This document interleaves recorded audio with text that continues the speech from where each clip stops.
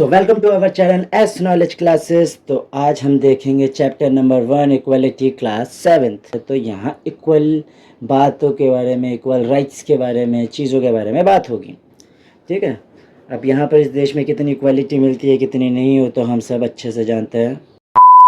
Then आते हैं वापस अपने चैप्टर पे। देन अब चैप्टर पे अगर वापस जाते हैं तो देखते हैं कि यहाँ पर आता है equal right to vote.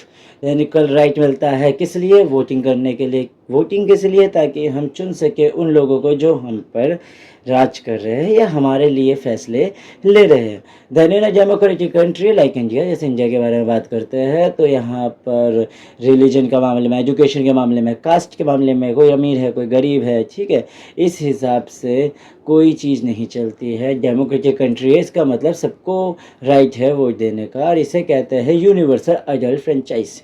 Then यहाँ पर सभी सार्वभौमिक वयस्क मताधिकार है।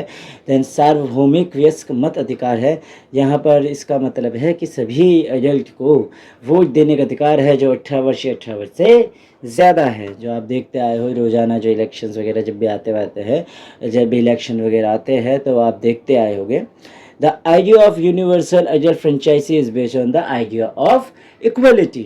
Then other kind of equality का अगर बारे में बात करते हैं तो यहाँ पर है गरीबी, जो मेन बेसिस है इनइक्वलिटी में। जो इंडिया में गरीबी एक बहुत बड़ी इनइक्वालिटी है, क्योंकि अमीरों को और अमीर बनाता जाया जा रहा है और अमीर बनते जा रहे हैं और गरीब बनते जा रहे हैं। झुग्गी झोपड़ी और बढ़ रही है, रेलवे कॉलोनीज और बढ़ते जा रहे हैं, लोग गरीब होते जा रहे हैं, वही अमीर अपने बंगलोज पे बंगलोज बनाते जा रहे हैं। Then apart from poverty people in the experience inequality. Then यहाँ पर देखा जाता है तो गरीबी जो है, गरीबी के कारण इंडिया में लोग एक्सपीरियंस कर रहे हैं इनइक्वालिटी को। देन इसके बाद आ जाता है कास्ट, जो बहुत पहले से चलता हुआ आ रहा है कास्ट सिस्टम। ये एक और है जो इनइक्वालिटी लेकर आता है इंडिया के अंदर, ठीक है। इसके बाद आ जाता है जिनमें एक वर्ड सुना होगा आपने, दलित। जो लोअर कास्ट होते हैं वो आज भी फेस कर रहे हैं डिस्क्रिमिनेशंस को बहुत सारी जगहों पर, बहुत ही रूरल एरियो में आज भी डिस्क्रिमिनेशन फेस कर रहे हैं। आप सिटी या मेट्रो सिटी में रहते हो इसलिए आपको ये सारी चीज़ें लगती है कि ख़त्म हो चुकी है। बी आर अम्बेडकर साहब हम कॉन्स्टिट्यूशन लेकर आए और ये सब ख़त्म हो चुका है, पर नहीं। ग्राउंड लेवल में अगर देखा जाता है या फिर आप रूरल एरिया में देखते हैं तो आज भी दलित को या लोअर कास्ट को बहुत ही ज़्यादा फेस करना पड़ता है। देन यहाँ पर डिग्निटी की बात की जा रही है। Then the person are treated to unequality therefore dignity is violated. जब किसी के साथ इनइक्वालिटी होती है तब उनकी डिग्निटी वायलेट होती है। जैसा कि यहाँ पर एक पिक्चर दिखाई दे रही है जिसमें आपको दीवार फिल्म जो है, अमिताभ बच्चन की फिल्म थी दीवार, उसकी सीन दिखाई दे रहा है जिसमें एक बच्चे ने जब जूता पॉलिश किया था, एक बच्चे ने जब जूता पॉलिश किया तो उसको क्या दिया था? पैसे किस तरह से फेंक के। देन फेंक के पैसे देने का वो चीज़ से वो नाराज़ हो गया और उसने कहा कि अगर आप मेरे वेजेस के पैसे दे रहे हैं तो मेरे हाथ पे दीजिए। देन इसके बाद वो चीज़ जो है वो चीज़ को बहुत ज़्यादा दिखती है कि हाँ भाई इसकी डिग्निटी हार्म हो गई। देन वो पैसे उठा के देता है। सोन ये मूवी में चलता है आगे जाकर जो भी है कहानी। Then equality in Indian democracy में देखा जाता है तो डेमोक्रेसी रिकग्नाइज करता है कि सभी पीपल, जो सभी पर्सन इंडिया के सब एक साथ है और इक्वल रहते हैं, सभी के लिए सब कुछ लॉज इक्वल है। पर कॉन्स्टिट्यूशन में तो यही है। This is not to say than inequality ceases to exist. यहाँ पर यह है कि इनक्वालिटी की नहीं सीजेस टू एग्जिस्ट, की इनक्वालिटी नहीं होनी चाहिए। फिर इसके बाद आता है डेमोक्रेटिक जो है वो पीपल जो है, ऑल पर्सन जो है, डेमोक्रेटिक इंडिया के अंदर इक्वलिटी होनी चाहिए सभी इंसानों के अंदर, ठीक है।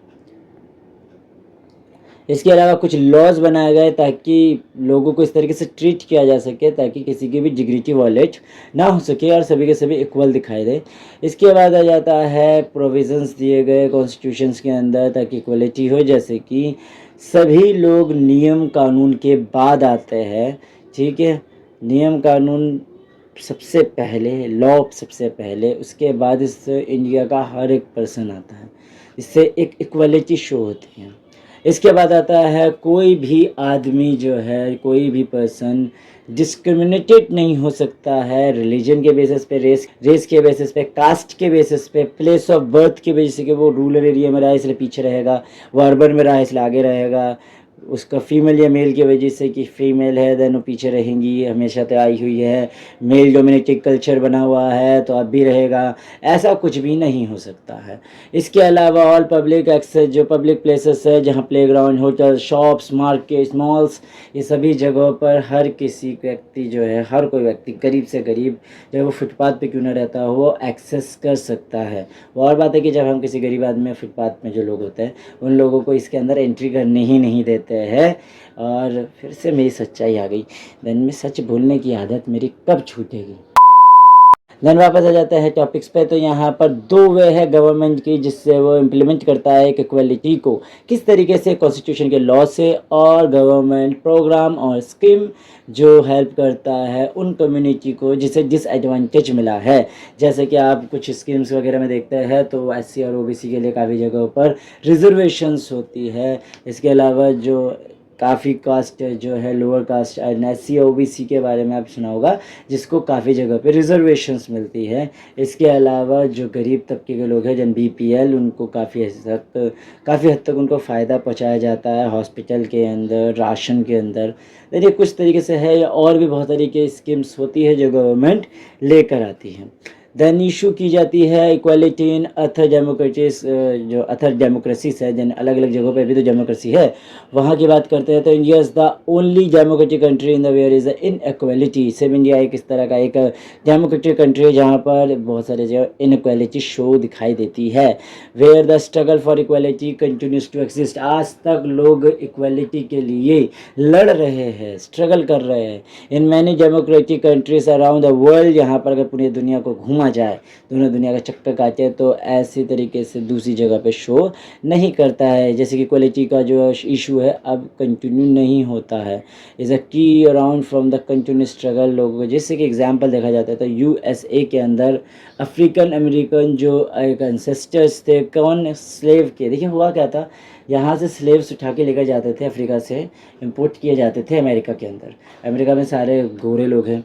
एंड जब 1776 14 जुलाई के अंदर आज़ादी मिली तो आज़ादी मिलते साथ ही सब लोग आज़ाद हुए थे, स्लेव भी आज़ाद हो गए।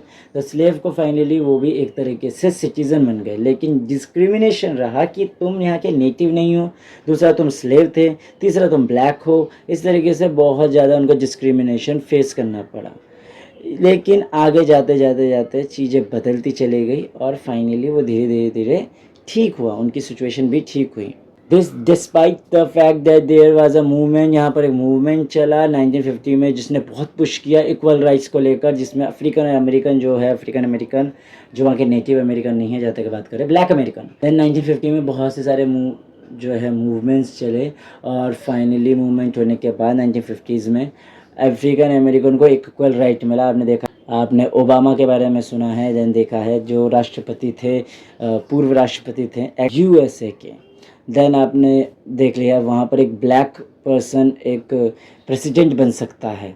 तो वैसे ही सेम यहाँ पर भी हुआ कि 1950s के बाद धीरे धीरे धीरे मूवमेंट आए और उनको इक्वल राइट्स मिलने लग गए। तो इस चैप्टर के अंदर सिर्फ इतना ही।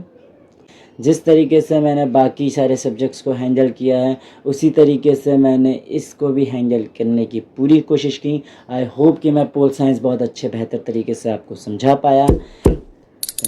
प्लीज़ लाइक करें, शेयर करें, सब्सक्राइब करें। Thank you.